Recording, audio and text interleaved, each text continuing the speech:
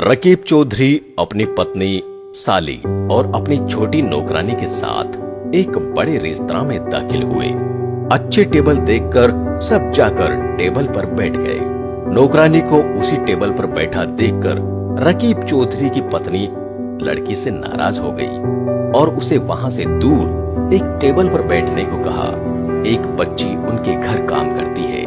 रकीब चौधरी की पत्नी की ऐसी बातें सुनकर नौकरानी परेशान हो गई और वहां से चली गई। अनिका और सईम दूर एक मेज पर बैठे सब कुछ देख रहे थे।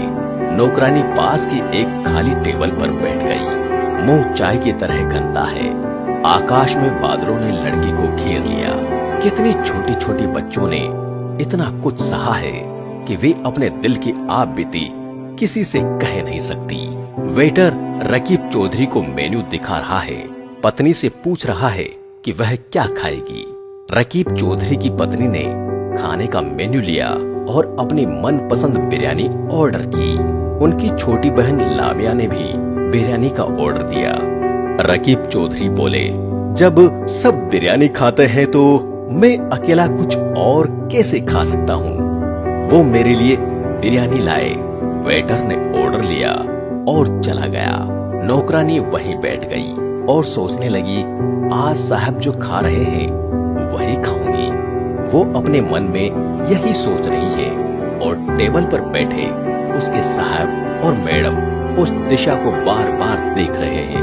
कुछ देर बाद वेटर आया और 3 प्लेट बिरयानी लेकर रकीब चौधरी की टेबल पर छोड़ गया। रकीब चौधरी खुश होकर खाने लगा। खाना शुरू करो, बिरयानी ठंडी होने पर मजा नहीं आता। रकीब चौधरी की बातें सुनकर सब खाने लगे। नौकरानी अकेली बैठी देख रही है। सर और मैडम खाने लगे। वे सोचने लगी, तो मेरा खाना थोड़ी देर बाद आएगा। नौकरानी भोजन का इंतजार करने लगी। इसी बीच रकीब चौधरी अपनी पत्नी और साली के साथ खुशी खुशी खाना खा रहे हैं। वे नौकरानी को अपने साथ ले आए। एक बार के लिए उसने परवाह नहीं की। अच्छा खाना पाकर शायद वो नौकरानी के बारे में भूल गया। अनिका और सईम दूर टेबल पर बैठे सब कुछ देख रहे थे। काम वाली लड़की का कलेजा मरा देख सईम बोला, देख वे तीनों बैठकर खा रहे हैं जबकि नौकरानी को दूर रखा गया है। अनिका ने सईम की बात सुनी और वेटर को बुलाया। वेटर ने सामने आकर कहा, मैडम क्या मैं आपको कुछ और दूं? अनिका ने कहा, हमें कुछ नहीं देना है। वो जो छोटी लड़की उस मेज पर बैठी है, सामने की मेज के सज्जन उसे वही भोजन देंगे जो वे खा रहे हैं। वेटर ने ओके मैडम कहा और चला गया। नौकरानी मुर्दा बैठी सर मैडम को देख रही है। वेटर बिरयानी की प्लेट लेकर नौकरानी के सामने गया तो नौकरानी खुश होकर बोली, सर आपने मुझे खाना दिया है। वेटर ने लड़की की बातें सुनी और सईम और अनिका की ओर इशारा किया और कहा, उन्होंने तुम्हारा खाना मंगवा दिया है। आपको किसी और चीज की जरूरत हो तो मुझे बताएं। लड़की ने कहा, ठीक है सर। वेटर वहां से चला गया। लड़की खुशी से खाने लगी। इसी बीच रकीब चौधरी की पत्नी बिरयानी खा रही थी। अचानक उसकी नजर नौकरानी पर पड़ी। देखा कि वे क्या खा रहे हैं। उसकी नौकरानी भी वही खाती है। ये देखकर रकीब चौधरी की पत्नी ने उनसे पूछा, तुमने नौकरानी को खाना दिया है? रकीब चौधरी ने कहा, नहीं। यहाँ से नौकरानी को खिलाने क्यों जाते हो? घर में रात का खाना नहीं है, मैं घर जाकर खाऊंगा। रकीब चौधरी की पत्नी ने रकीब चौधरी की नौकरानी की ओर इशारा करते हुए कहा, वो देखो जो हम खा रहे हैं हमारी नौकरानी भी खा रही है।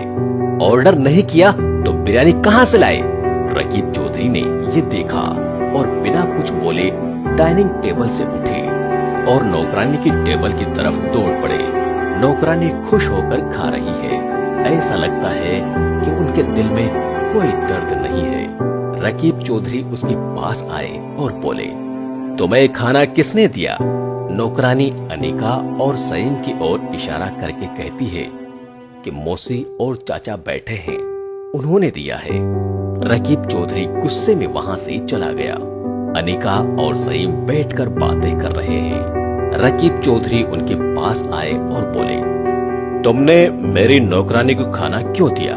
क्या आप मुझे एक भिखारी के रूप में देखते हैं? मैं चाहूं तो इस रेस्टोरेंट को अभी खरीद सकता हूं।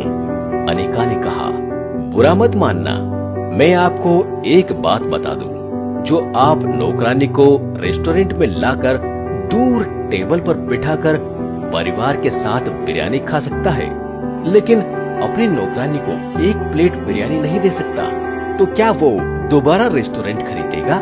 सुना है रुपए हो तो सब कुछ मुमकिन नहीं। मन जैसा मन सोचिए, अगर आज आप उस नौकरानी के यहाँ होते तो आपने कैसा महसूस किया?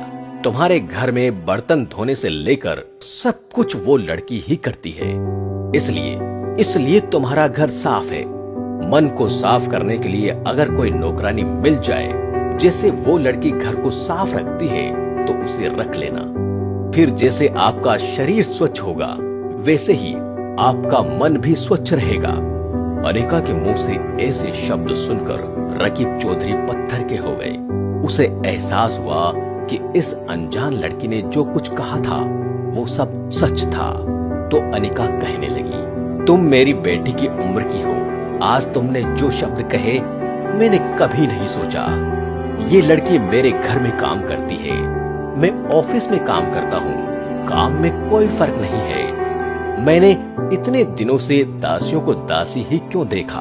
आज से मैं भी नौकर हूँ और मेरे घर की कन्या भी नौकर है, काम में कोई फर्क नहीं है। इसी तरह लोगों में मतभेद नहीं होना चाहिए। रकीब चौधरी ने ये शब्द कहे और वहां से चले गए। नौकरानी बैठी खाना खा रही थी। रकीब चौधरी नौकरानी के पास गया और खाने की थाली हाथ में लेकर वहां से चला गया। रकीब चौधरी की पत्नी और साली अभी भी बिरयानी खा रहे थे। रकीब चौधरी अपनी नौकरानी को गोद में ले आए और रकीब चौधरी की पत्नी के बगल वाली कुर्सी पर बैठ गए और बोले, खाओ, आज से आपको दूर बैठकर खाना नहीं पड़ेगा। जो हम खाते हैं तुम भी हमारे साथ बैठकर खाओ। रकीब चौधरी की पत्नी ने कहा, आप हमारी टेबल पर एक नौकरानी को खिलाओगे और अब हम नौकरानी के साथ खाएंगे?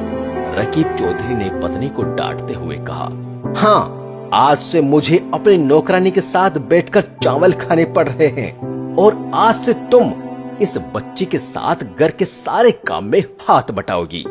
रकीब चौधरी की डांट के बाद उनकी पत्नी ने और कुछ नहीं कहा। हेलो दोस्तों, अगर आपको हमारी कहानी अच्छी लगी हो तो लाइक, कमेंट और शेयर जरूर करें। धन्यवाद।